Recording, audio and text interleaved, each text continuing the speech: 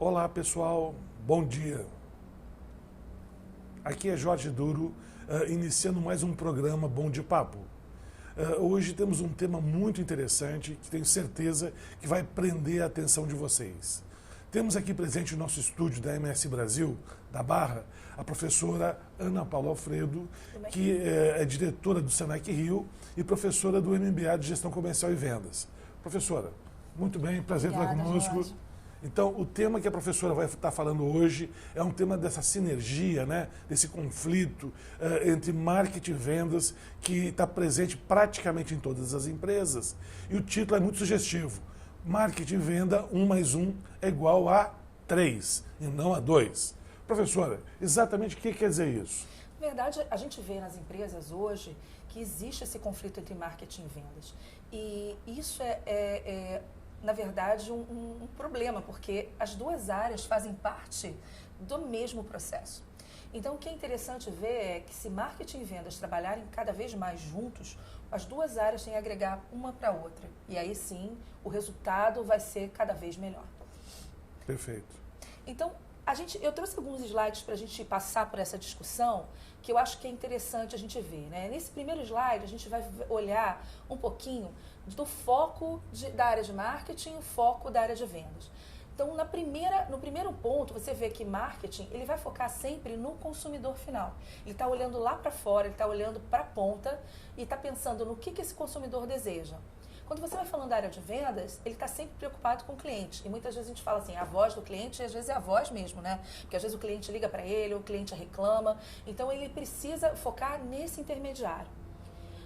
Marketing quer fazer a empresa produzir o que o cliente quer. Então, ele defende o cliente o consumidor dentro da organização.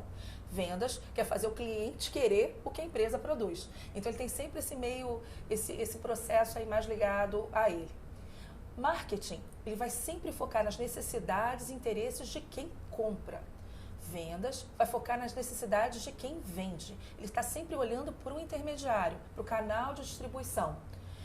O marketing, ele vai fazer as atividades de pull. Ele tem que empurrar de fora da loja para que o consumo do que aconteça.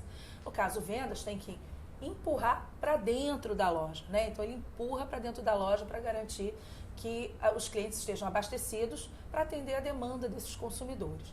E eu acho que a diferença que gera o maior conflito, na verdade, é essa última diferença, que é o marketing, ele foca no médio e no longo prazo. Ele entende que o ciclo de compra, que o processo de decisão por um produto, ele é um processo mais longo.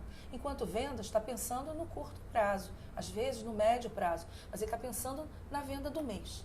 Então, as áreas de conflito acontecem porque muitas vezes, quando você está tentando fazer uma negociação mais forte, você gera, sei lá, um desconto, por exemplo. Você está fazendo com que o seu cliente, né, vamos falar assim, o cliente intermediário, se abasteça, só que isso não vai necessariamente estar ligado a uma estratégia de consumo maior. Então, você abastece o cliente e amanhã você fica sem poder vender de novo. E aí você gera um problema para o próprio cliente, né? Então, eu acho que são as áreas assim, a gente olhar para esses objetivos diferentes, a gente olhar para isso e começar a entender, a gente parte para a solução do conflito. E eu acho que o Shapiro fala uma coisa que é interessante, que assim, esse conflito, ele é saudável, desde que a gente lide com ele, desde que a gente comece a trabalhar isso e falar assim, não, o que cada área tem para agregar. E isso é mais bacana.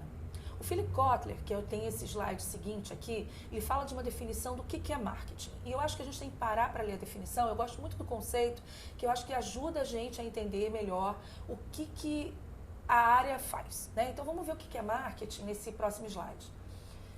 Marketing, ele fala de suprir necessidades gerando lucro, né? Então, a empresa pressupõe lucro. É óbvio que tem organizações sem fins lucrativos, mas ela também pensa em agregar valor para o cliente. Então, a gente tem que pensar que essa relação ela tem que ser sempre positiva. Basicamente, o que o marketing faz é transformar uma necessidade em uma oportunidade de negócio. Então, a gente tem que, como diz na definição do Kotler, né, administrar ação de marketing é a arte e a ciência de selecionar esses mercados-alvo, captar, manter e fidelizar clientes por meio da criação, entrega e comunicação de um valor superior para o cliente. Então, marketing não é uma área, marketing é um processo, é um conjunto de atividades. E se a gente for pensar nessa cadeia de entrega de valor, as áreas de marketing e vendas fazem exatamente parte desse mesmo processo. Então, não são áreas diferentes, são partes do mesmo processo, que enquanto a gente não tiver as duas áreas, a gente não entrega o valor para o cliente. Quando a gente volta a pensar na questão da cadeia de valor, a gente pensa que a cadeia de valor, e a gente tem um slidezinho que mostra aí o formato de uma balança e como a gente poderia pensar nisso. Então, assim, o valor, o valor para o cliente é igual aos benefícios menos os custos. Então, vamos pensar nessa equação um pouquinho mais devagar. Ela como se ela fosse realmente uma balança assim. Então, assim, você tem o valor aqui em cima, e aí você tem o benefício de um lado e o custo do outro. É importante pensar que cada uma das pessoas tem uma régua diferente para medir. Então, o que é valor para mim, o que é benefício para mim, necessariamente não vai ser benefício para o Jorge ou para você que está aí ouvindo. Então, assim, cada um tem a sua forma de olhar para o produto e enxergar qual é a necessidade que ele atende. Eu vou dar um exemplo qualquer. Se você você tem uma família e você vai comprar um produto qualquer para a sua família. Vamos falar, a gente vai comprar a couve-flor, né? Que é um exemplo que eu gosto de brincar porque é uma coisa mais inusitada. Então, se eu vou comprar couve-flor para uma família, eu vou estar pensando em comprar couve-flor pelo preço menor, porque eu tenho que fazer várias porções, eu estou pensando em alimentos saudáveis, eu tenho filhos, eu estou pensando, né, nesse todo. Se eu sou solteira, e isso aconteceu comigo quando eu morei em São Paulo, você tem uma geladeira que é do tamanho de um frigobar, se você for comprar uma couve-flor inteira, você ocupa a sua geladeira inteira. Então, para mim, mais do que o preço, era melhor que a couve-flor viesse em porções menores, ou que viesse congelada, ou que já viesse pronta. E isso faz deixar claro que, assim, nem sempre o menor preço vai entregar o melhor valor para o cliente. Então, essa discussão de que a gente tem que pensar no benefício e no custo que isso significa para a pessoa, para mim, o custo de uma couve-flor significava comprar uma geladeira nova. Então, era a couve-flor mais cara do mundo, né? E para uma família, você tem que pensar numa refeição que ela tem que fazer várias porções. Então, essa questão do valor vale ficar bem clara na cabeça de todo mundo. Essa é a equação que a gente tem que resolver para o consumidor e é isso que as áreas de marketing e vendas têm que trabalhar para construir juntas. Perfeito. Então, acho que foi muito claro esse conceito de valor, né? Vamos para nosso pequeno break e voltamos daqui a 1 minuto. Por favor, aguardem. Seus revendedores e clientes entendem sobre seus produtos e serviços? Seus funcionários estão bem treinados e preparados para o dia a dia? O quão difícil é conciliar os horários de todos os participantes para um treinamento? Você consegue avaliar o aproveitamento e participação dos envolvidos? E como fazer tudo isso se encaixar no orçamento da empresa? Conheça a Academia Digital, a plataforma de capacitação e desenvolvimento profissional do seu negócio. São diversas aplicações para suprir suas necessidades. Veja alguns dos serviços que podemos te oferecer. Treinamento interno, seja para a sua equipe de produção, atendimento, comercial, administrativa e etc. Treinamento externo, capacitando revendedores e clientes sobre benefícios e formas de utilizar seus produtos e serviços. E fornecedores sobre normas e padrões necessários para o seu negócio. Treinamento de processos, que padronizam e informam sobre processos internos da empresa importantes para o seu funcionamento. Manual ou catálogo de produtos e serviços. Um portal para a sua empresa mostrar o que tem para oferecer e como utilizar. Ouvidoria e perguntas frequentes. Crie um canal de comunicação na sua empresa para estar mais próximo de quem precisar. E conte com os seguintes benefícios. Flexibilidade física e de horário, disponibilizando conteúdo para os usuários acessarem a qualquer momento e em qualquer lugar, quantas vezes quiser. Controle de desempenho através de relatórios gerenciais. Redução de custos, evitando deslocamentos desnecessários e constantes investimentos em treinamentos. E padronização do conhecimento, transmitindo o conteúdo com eficiência, independente do treinador ou palestrante, aumentando a retenção dos seus colaboradores. Através de uma plataforma online, é possível disponibilizar vídeos, questionários, materiais complementares, chat e até realizar transmissão em tempo real interativa para seus usuários. Todos esses recursos podem ser ministrados presencialmente, à distância ou semipresencialmente. Veja no site uma demonstração da plataforma e garanta agora uma avaliação técnica gratuita para avaliarmos como nossa ferramenta pode melhor te ajudar. www.academiadigital.com.br. Bom, pessoal, de volta ao nosso Bom de Papo, né? Hoje com um programa com a professora Ana Paula a respeito de marketing e venda, 1 mais 1 é igual a 3. Professora. A gente estava falando antes do intervalo na questão de marketing e entregar e vendas entregarem valor ao cliente. Eu acho que é legal a gente entrar nessa equação de valor para a gente poder ver isso melhor. Então, no próximo slide tem um resumo da equação do processo de análise de valor. Eles são, aqui a gente está falando que os marketing e vendas são elos da mesma cadeia, porque é a cadeia realmente de valor. Então, você olha para o primeiro quadrante, a gente está falando ali de selecionar o valor.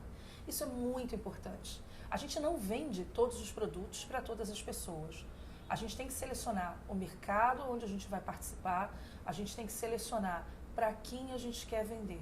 Não adianta a gente vender um produto de alta tecnologia para uma pessoa que é excluída digitalmente. Não adianta a gente querer vender um produto de baixo preço para uma pessoa que gosta de produtos de luxo. Então a gente tem que olhar para esse mercado e ver qual é o tamanho da oportunidade para quem a gente está querendo vender. A outra parte da cadeia é a questão do fornecer o valor. Não adianta criar uma promessa inexistente. A gente tem que mostrar esse valor sendo entregue da forma correta no produto. E a gente precisa fazer isso com o olho do cliente e não com o olho da empresa. Então, às vezes o pessoal fala, mas isso é muito bacana, isso é muito gostoso. Não adianta o pessoal de desenvolvimento achar isso. É importante que o consumidor ache desse mesmo jeito. E a questão da comunicação do valor. É fundamental que a gente comunique. Não é óbvio, essa coisa do produto se vende sozinho, isso é balela de mate, isso não existe. Produto não se vende sozinho.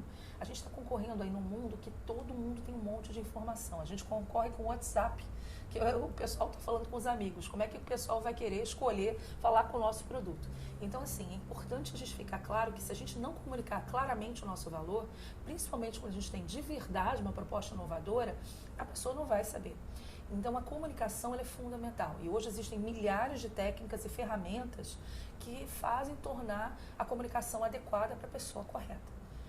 Vendas faz parte dessa comunicação de valor.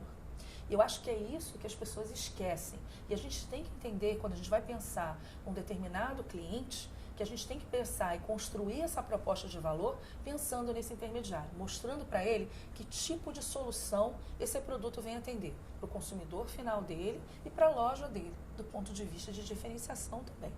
É importante a gente tentar entender a perspectiva do nosso cliente, né, o cliente de vendas, porque esse cara administra hoje um número de SKUs gigante dentro da loja dele, ou ele administra um portfólio super amplo na parte de serviços, e a gente precisa entender que ele tem que entender qual é a diferenciação desse produto novo, ou dessa nova proposta de negociação versus o que existe hoje no mercado.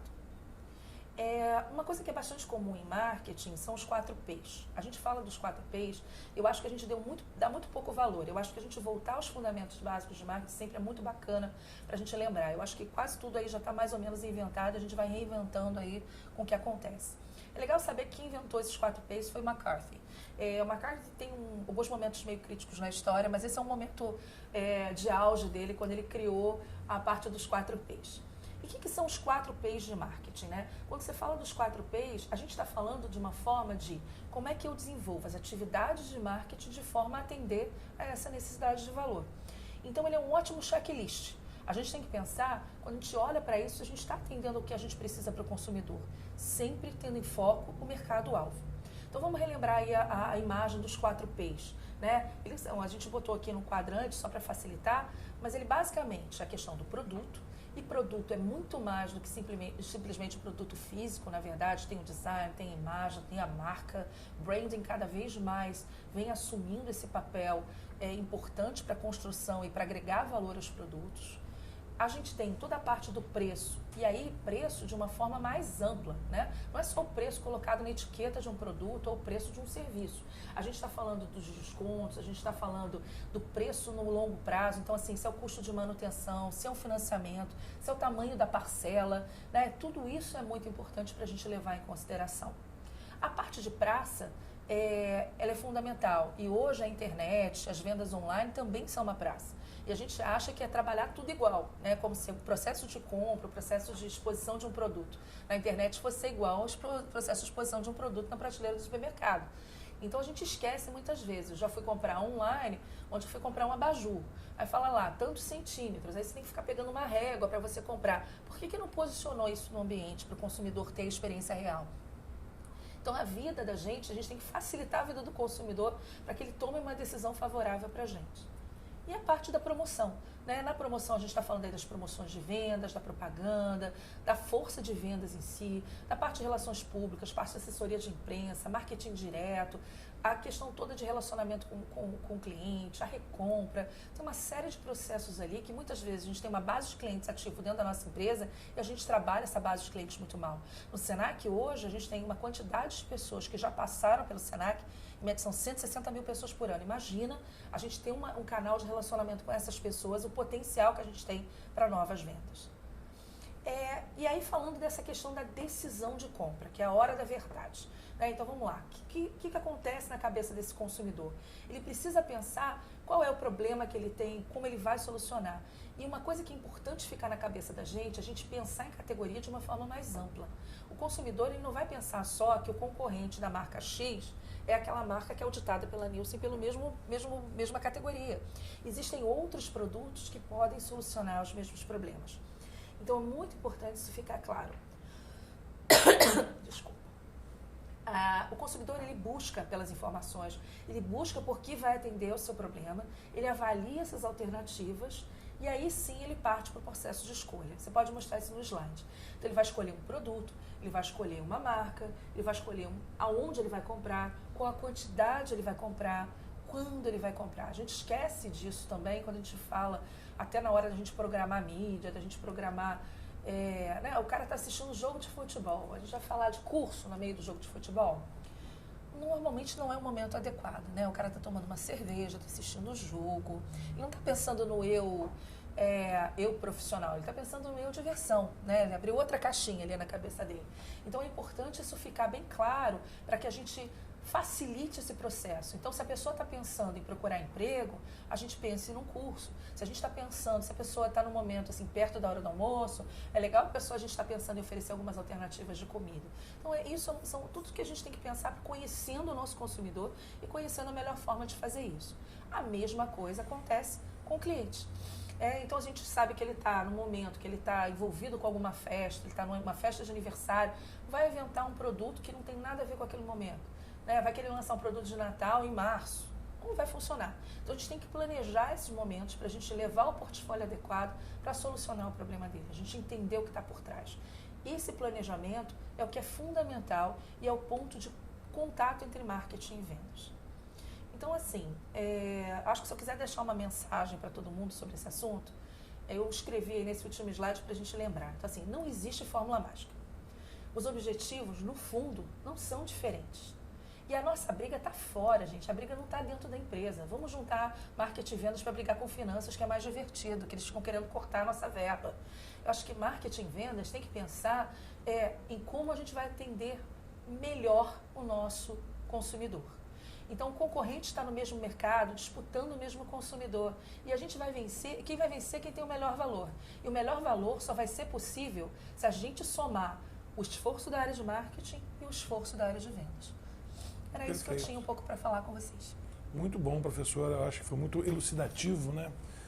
Essa sua palestra. Eu acho que tenho certeza que nossos internautas aí, boa parte, a maior parte de vendas, aliás, eles vão passar a entender exatamente por que essa dicotomia, né? Essa dissonância que ocorre em relação ao pessoal de marketing. Me diga uma coisa, na sua opinião, esse conflito, vamos dizer, numa escala de 0 a 10, está presente em quantas empresas?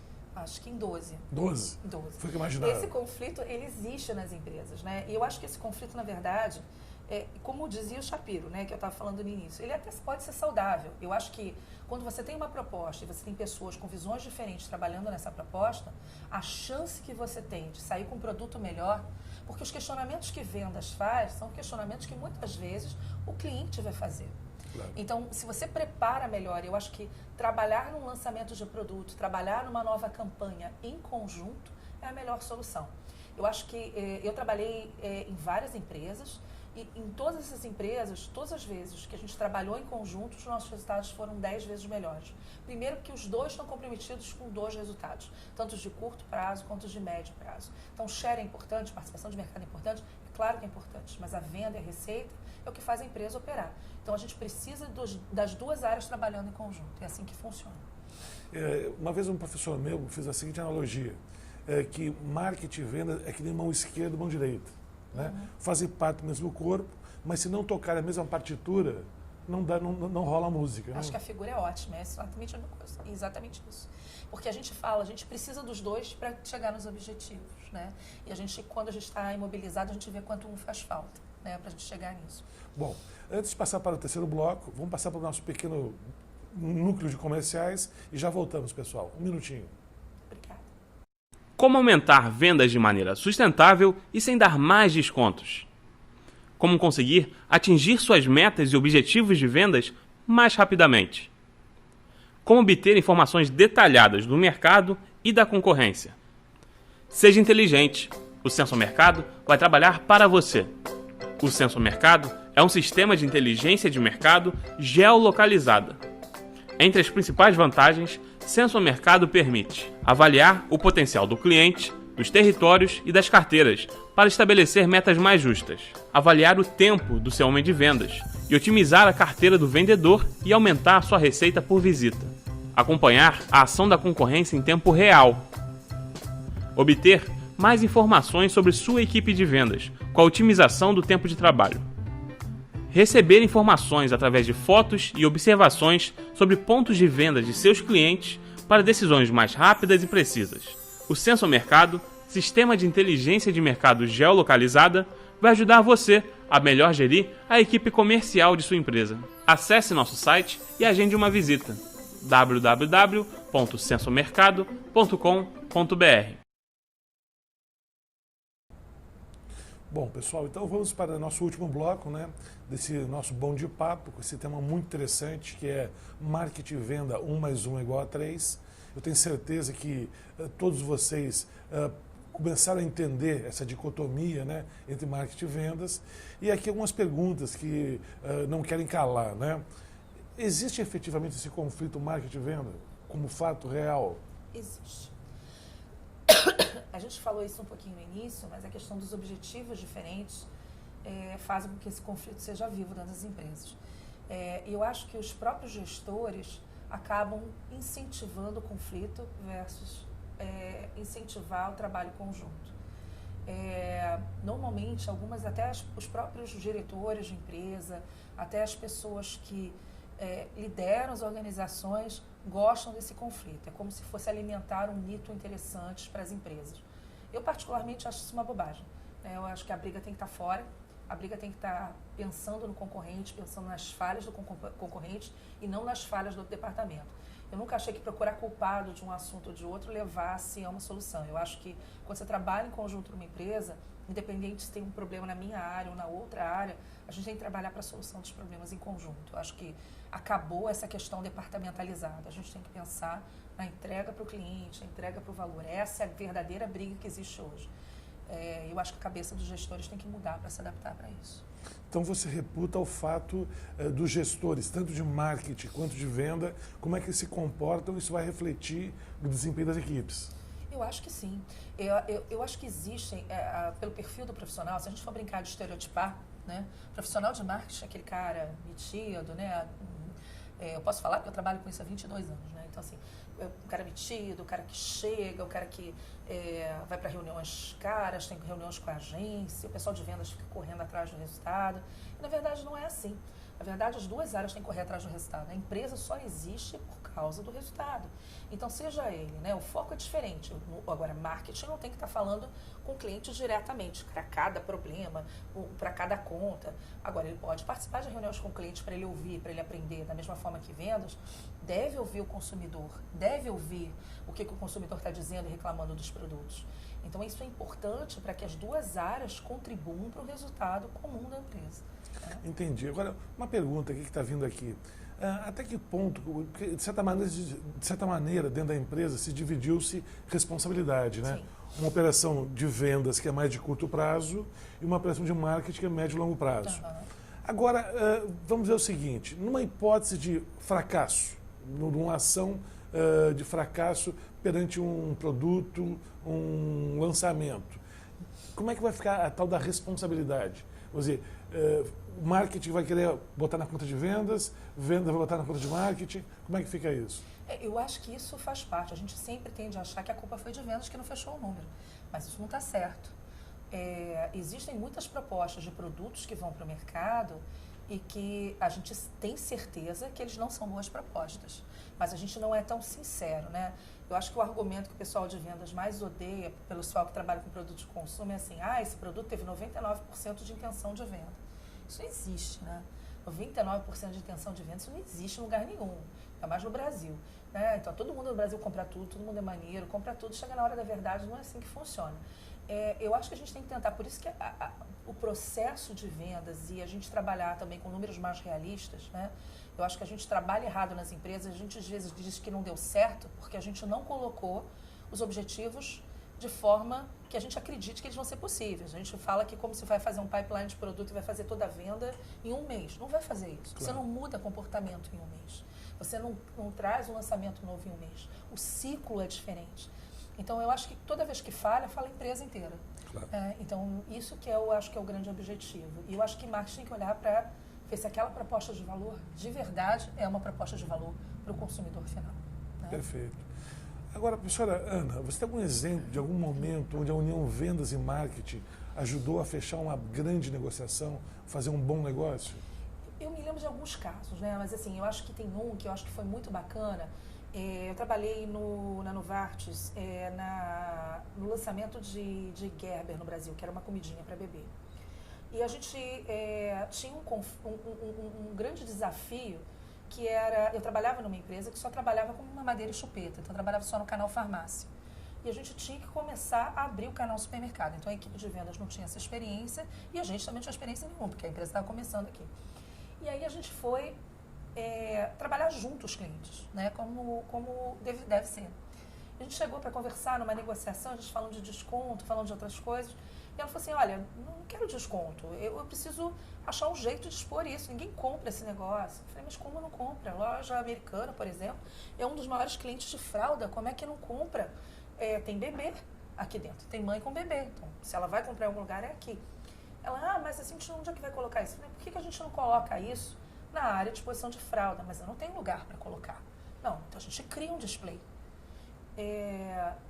Você cria um display, mas tem que ser do meu tamanho. Eu falei, perfeito, a gente vai desenvolver. A gente pegou, estava eu e estava a pessoa de vendas, a gente desenhou o display conjunto, a gente montou uma estratégia, a pessoa de vendas estabeleceu, né, o mix junto comigo, para o ideal, para a gente trabalhar. A gente criou esse processo e funcionou super bem. A loja americana era o maior cliente da Gerber no Brasil, maior que as grandes cadeias de supermercado, porque ela estava adequada no ponto de venda, e isso é entrega de valor. A mãe, quando vai comprar fralda, ela pensa em solução para o filho dela. Quem tem filho pequeno sabe como é isso. Ele mal tem tempo para entrar e sair do supermercado. Você vai ficar procurando produto na loja, você não faz isso. Então, está ali à mão. Fralda não tem jeito, fralda tem que comprar. Então, essa questão da emergência, de entender como é que é o processo de compra, sentar junto para trabalhar na solução, o cliente ficou satisfeito porque aumentou o faturamento. Vendas ficou satisfeito porque conseguiu positivar aquele cliente e marketing ficou feliz porque trouxe os resultados que queria de participação de presença. Então, assim, esse é o tipo da equação 1 + 1 = 3. Né? Todo mundo ganha. Agora uma perguntinha, você, já que tem essa dicotomia mão esquerda, mão direita, normalmente, na sua opinião, a quem deveria tomar a iniciativa de fazer essa aproximação? Vendas se aproximar de marketing ou marketing se aproximar de vendas?